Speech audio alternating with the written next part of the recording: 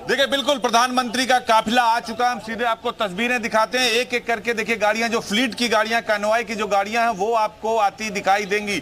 यानी अगले 30 सेकंड के अंदर प्रधानमंत्री का काफिला मुख्यमंत्री आवास के अंदर होगा। फ्लीट की जो पहली गाड़ी है देखिए वो जा चुकी है, चूंकि 100 मीटर का काफिला होता है, जो गैप होता है वो 100 मीटर के आसपास का होता है। और आप देखिए अब एक एक कर सारी गाड़ियां आपको दिखाई देंगी जी। उत्तर प्रदेश उत्तराखंड पर सभी गाड़ियां आपको देखिए एक एक करके दिखाई देंगे, मुख्यमंत्री आवास के अंदर जाती है। जो तीसरी गाड़ी होगी ब्लैक कलर की, जो उसमें प्रधानमंत्री होंगे, उनके साथ मुख्यमंत्री योगी आदित्यनाथ मौजूद होंगे। देखिए जो स्कॉट की गाड़ियां वो सीधे अंदर जाती हुई दिखाई दे रही हैं। अब प्रधानमंत्री का काफिला पहुंच चुका है। इस वक्त की बड़ी खबर यही है कि प्रधानमंत्री नरेंद्र मोदी का जो काफिला है वो मुख्यमंत्री आवास पर पहुंच चुका है। और देखिए जो ठीक पीछे गाड़ी है, इस गाड़ी में प्रधानमंत्री सवार है। जो देखिए जो प्लस करके बना हुआ, देखिए प्रधानमंत्री अंदर जा चुके हैं, मुख्यमंत्री आवास पर अंदर जा चुके हैं। उनकी जो फ्लीट थी वो अंदर पूरी जा चुकी है। जो बड़ी और गाड़ियां जो आपको दिख रही हैं वो मुख्यमंत्री की फ्लीट की, सरकार के और मंत्रियों की, गवर्नर की फ्लीट की वो गाड़ियां दिखाई दे रही हैं। तो मुख्यमंत्री आवास के अंदर इस वक्त की सबसे बड़ी खबर यही है कि प्रधानमंत्री पहुंच चुके हैं। प्रधानमंत्री की जो पाठशाला है वो थोड़ी देर में शुरू हो जाएगी। और देखिए गाड़ियों का जो काफिला है वो सरकार के दर्जन भर जो मंत्री थे, जो प्रधानमंत्री को एयरपोर्ट पर रिसीव करने गए थे, स्वागत करने गए थे, एक एक करके सभी मंत्रियों की जो गाड़ियां हैं वो अंदर जा रही है। मंत्री भी अपनी गाड़ियों में मौजूद है, बाकायदा जो जैमर की गाड़ियां। और ये जो एम्बुलेंस दिखाई दे रही है अंतिम गाड़ी है प्रधानमंत्री की फ्लीट की। इसके बाद मुख्यमंत्री की फ्लीट है, डिप्टी सीएम की फ्लीट है, गवर्नर की फ्लीट है और सरकार के और भी मंत्री हैं जो एयरपोर्ट पर स्वागत करने गए थे। तो 1 किलोमीटर से अधिक का ये लंबा काफिला है। पवन, प्रधानमंत्री अंदर पहुंच चुके हैं।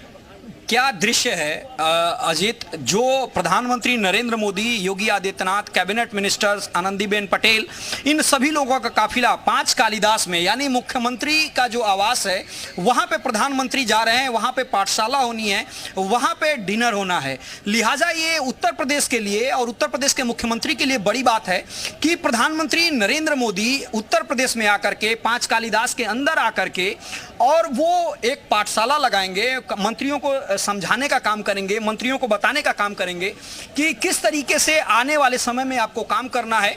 जो विभाग है 100 दिन का जो एजेंडा है वो एजेंडा क्या है, उस एजेंडे पे आप लोगों ने क्या क्या किया। और जो 2 मिनट 3 मिनट की बातें हो रही हैं, जो प्रेजेंटेशन है, बड़े विभागों का थोड़ा सा समय ज्यादा लग सकता है, लेकिन 2 मिनट का समय बहुत होता है। प्रधानमंत्री अगर किसी एक को सुन ले, उनकी बातें सुन ले और अपनी बात उनसे रख ले, तो शायद सौभाग्य होगा उत्तर प्रदेश के उन कैबिनेट मिनिस्टर्स और मिनिस्टर्स का जो अपनी बात। 7:15 बज रहा है, पवन आए हैं और 9:40 जाने का कार्यक्रम है, यानी लगभग 3 घंटे का वक्त है। इस 3 घंटे में लगभग 2 घंटे वक्त वो मंत्रियों को देने वाले हैं, उनसे उनके विभाग के बारे में जानेंगे और टिप्स देंगे।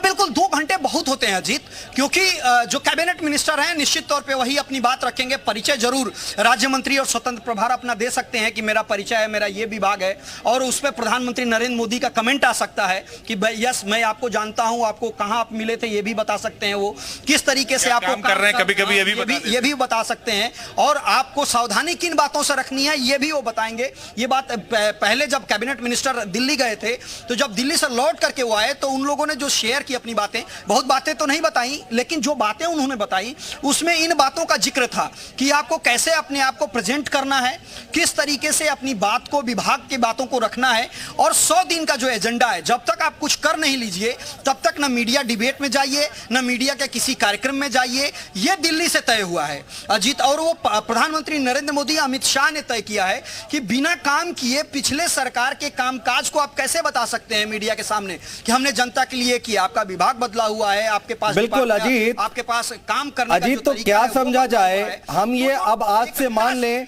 कि आज की तारीख से 2024 की भारतीय जनता पार्टी की तैयारी शुरू हो गई है युद्ध स्तर पर। देखिए बिल्कुल 75+ का नारा है, वो बार बार सरकार के जितने भी बड़ी मंत्री हैं, वो चाहे केशव प्रसाद मौर्य हो, ब्रजेश पाठक हो, सभी मंत्री ये कहते हैं 75+ हमारा है, बाकी में बंटवारा, यानी 5 सीटों में आप बांट लीजिए, 75 पे तो हम चुनाव जीत रहे हैं। क्योंकि एक बात साफ है, दिल्ली की जीत का रास्ता उत्तर प्रदेश से होकर गुजरता, और कहा जाता है कि सियासत में चेहरे बहुत मायने रखते हैं। राजनीति और शतरंज की बिसात एक तरह से होती है, अगर आप फेल हो गए तो फिर आप पूरी तरह से फेल हो जाएंगे। इसीलिए प्रधानमंत्री चाहते हैं उत्तर प्रदेश देश का सबसे बड़ा सूबा है, सबसे बड़ा सियासी सूबा है, 403 विधानसभाएं सीट हैं, 100 से अधिक विधान परिषद की सीटें हैं, 80 लोकसभा सीटें हैं। तो लिहाजा उत्तर प्रदेश पर आपको फोकस करना होगा। पवन, क्या ये 2024 की तैयारी माना जाए? अनुज करें कि 2024 की तैयारी शुरू हो गई है। देखिए, भारतीय जनता पार्टी हमेशा इस बात का जिक्र करती है कि वो हर दिन चुनाव मूड में होते हैं। प्रधानमंत्री नरेंद्र मोदी इस बात का जरूर जिक्र करते हैं कि 4 साल कामकाज का होता है और 1 साल का जो वक्त होता है वो राजनीति का होता है, और आने वाले समय में हम क्या करने जा रहे हैं जनता को बताने का समय होता है। 2024 नजदीक है और जिस बात का आप जिक्र कर रहे हैं 75 सीटों का, उसका एक तरीके से रोड मैप इसलिए भारतीय जनता पार्टी बना रही है क्योंकि बीएसपी का वोट बैंक, जो मेजर वोट बैंक है, वो भारतीय जनता पार्टी की तरफ शिफ्ट हो चुका है। और शिवपाल सिंह यादव, आजम खां और जो तमाम समीकरण आपको दिखाई दे रहा है, अगर ये समीकरण बन गया तो MY जो यादव मुस्लिम फैक्टर